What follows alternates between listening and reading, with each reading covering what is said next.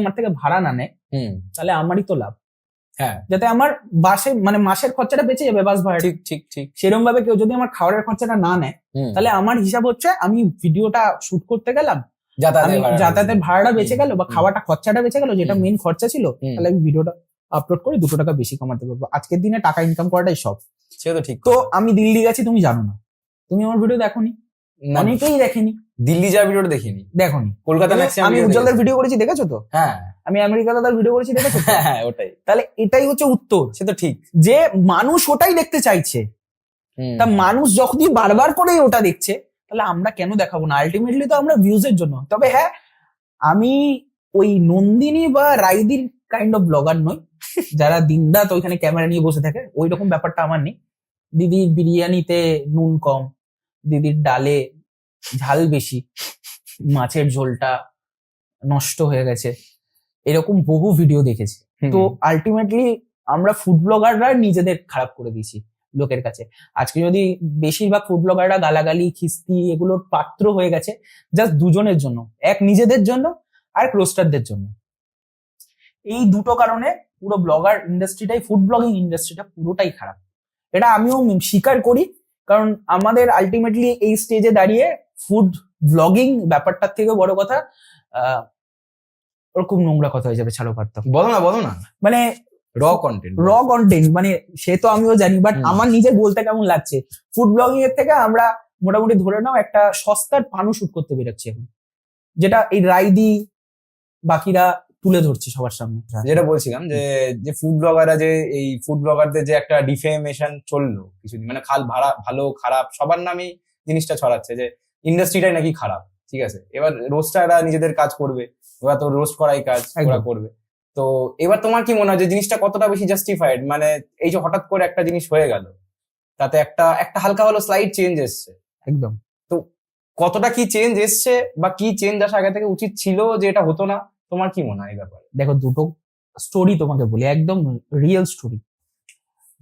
আমার একটা ফিডে ভিডিও আসলো, রাইদির ভিডিও। হ্যাঁ, একটি মানে ব্লগার, সে ভিডিও করছিল দোকানে করে, রাইদির বিরিয়ানি দেখাচ্ছে যে দিদি আজকে ক প্লেট বিরিয়ানি হচ্ছে। রাইদি ধরো বললো এত প্লেট বিরিয়ানি হয়েছে, বলে তাকালো, তাকে শাড়িটা একটু নামিয়ে নিল।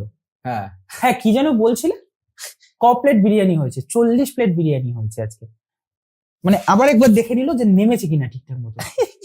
এই একটা ইনসিডেন্ট। আরেকটা ইনসিডেন্ট বলি, এই খারাপ হওয়ার দুটো ইনসিডেন্ট বলছি, মানে এরকম তো মাল্টিপল ইনসিডেন্ট আছে। এক্সাম্পল বুঝো। একটি ক্যাটারিং সার্ভিস থেকে আমাকে কন্ট্যাক্ট করে, ওদের খুব সম্ভবত নামটা আমি বলছি না, কোন ক্যাটারিং বা কার কথা বলছি কিছুই বলছি না, আমাকে ফোন করলো, আমার চার্জেস জানলো, বললো আপনার যেটা চার্জেস আমি সেটাই দেবো।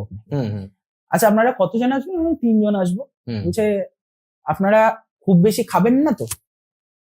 আমি বললাম এই প্রশ্নটা কেন? বলছে না, আমি বললাম দেখুন, আমার কাজের জন্য যতটুকু দরকার দেখানোর ততটুকুই আমি খাবো, এর বাইরে আমরা খাই না। ও তোমাকে লিটারালি এটা জিজ্ঞাসা করলো। এবার আমার একটু খটকা লাগলো, তারপরের দিনও অ্যাডভান্স পাঠিয়ে দিল। আমি বললাম যে কাজটা হচ্ছে জেনুইন।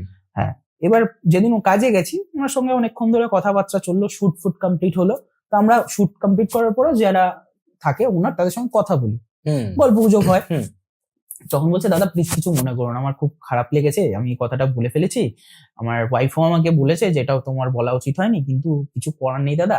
আমি আগের বারই একটা ব্লগারকে দিয়ে ভিডিও করেছিলাম, তারা দুজন এসেছিল, বিরিয়ানি নিয়েছিল, বিরিয়ানিতে রাইসের মধ্যে ওরা 20 পিস মাটন নিয়েছে। 20 পিস? 20 পিস, হ্যাঁ, 20 পিসেস মাটন উইথ 1 প্লেট না 2 প্লেট ভর্তি রাইস। মাটন 1 পিস খেয়েছে ওরা, বাকি পুরো 19টা পিস ডাস্টবিনে, এবং ফেলেই দিয়েছে। হ্যাঁ, রসগোল্লা খাবে বলে 100টা রসগোল্লা নিয়েছে, এবং লিটারালি 2টো রসগোল্লা খাওয়ার পর বাকি 98টা রসগোল্লা ডাস্টবিনে।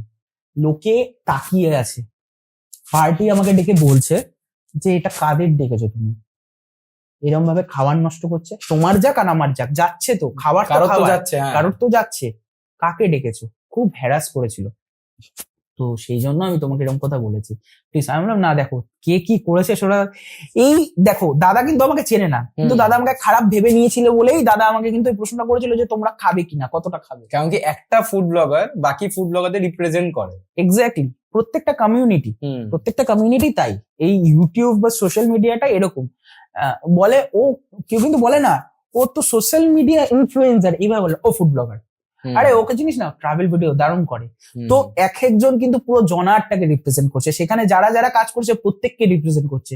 সেখানেই যদি একজন গলত করে তাহলে খারাপ সবাই। ওই বললাম তোমাকে কিছুক্ষণ আগে, একটা আলুর বস্তায় 9টা আলু, 10টা আলুর মধ্যে একটা আলু পচা, মানে 9টা আলুই পচা সব পুরোটা। এই বিষয়টাই এখানে হয়ে যায়। এরকম